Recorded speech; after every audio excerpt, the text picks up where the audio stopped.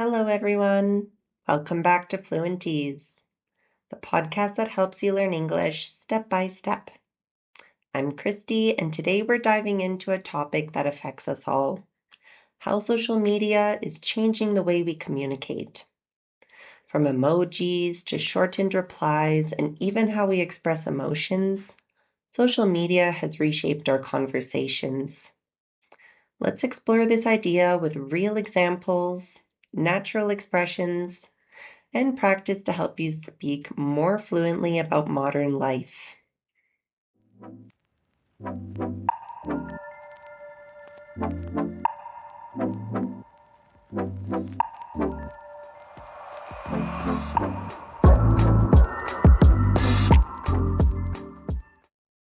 Let's start with the big picture. Social media has transformed the way we talk, write, and connect with others. Think about it. We used to write long emails or even letters. Now, it's voice notes, emojis, and memes. Here are a few key changes in communication style. First, we have shortened language. We don't say, "I'm laughing out loud." We say, "LOL." Instead of saying, "I don't know," we type IDK. Another one is BTW. Do you know what that means? By the way. This kind of shorthand is everywhere, and if you don't keep up, it's easy to feel left out. Another is visual communication. We use emojis, GIFs, filters. They've become part of how we express emotion. Saying, "I'm fine," with a laughing cry face is very different from just saying, "I'm fine." The emoji changes the whole mood. Another example, sending a thumbs up. It can feel supportive, or sometimes passive-aggressive. Depends on the context. Even using a meme or a reaction GIF instead of replying with words is now totally normal, and it can sometimes say more than a full sentence. Another change is constant availability. Have you ever felt pressure to reply immediately? Social media creates a sense of urgency and sometimes even anxiety to always be online. Lastly, we have authenticity versus performance. We often share a version of ourselves online, maybe more filtered, more positive. This changes how we interact, even in person. Are we being real, or are we performing for likes? Let's go over some natural expressions you can use when talking about this topic. First, scroll mindlessly. Scroll mindlessly. This is to browse content without thinking. For example, sometimes I scroll mindlessly for hours and don't even realize it. Has this ever happened to you? Next word, echo chamber. Echo chamber. This is only hearing opinions that are similar to yours. For example, social media can become an echo chamber if we're not careful. Next, go viral. Go viral. This is to become very popular very quickly. For instance, her video went viral overnight. Millions of views.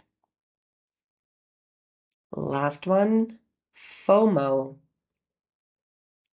FOMO. This means fear of missing out. For example, I stayed up late because of FOMO. Everyone was talking about the live stream. All right, now I'm going to read you a story about Mia's social detox. Here I'm going to use some of the expressions previously mentioned, so pay attention. Mia was spending more and more time on her phone. She'd scroll mindlessly every morning before getting out of bed. She noticed that she was comparing her life to others, and it was making her feel drained. One day, she decided to take a break, a full social detox. She deleted her apps for a week. At first, the FOMO was real. She thought she was missing everything. But then she started to feel more relaxed. She read a book, called her grandma, and realized how much she missed real conversations. When she came back online, she followed fewer accounts and avoided the echo chamber. She still uses social media, but now with more intention. Now let's check your understanding about this story. I'm going to read the question aloud, then I'll share the answer after a few seconds. Pause if you need time to think, or listen to the story again. Question number 1. Why did Mia decide to take a social detox?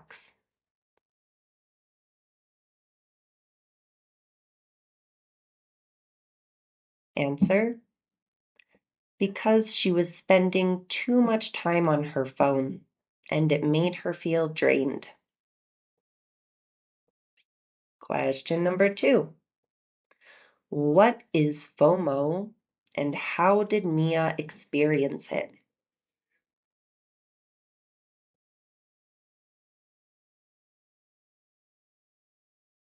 Answer: FOMO means fear of missing out. Mia felt like she was missing everything when she deleted her apps. Question number 3. What are 2 things Mia did during her detox instead of scrolling?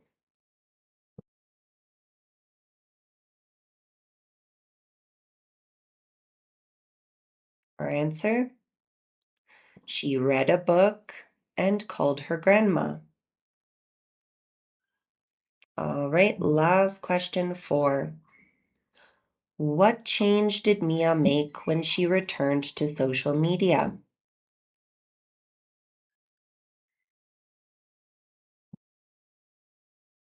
The answer: she followed fewer accounts and used social media more intentionally to avoid the echo chamber.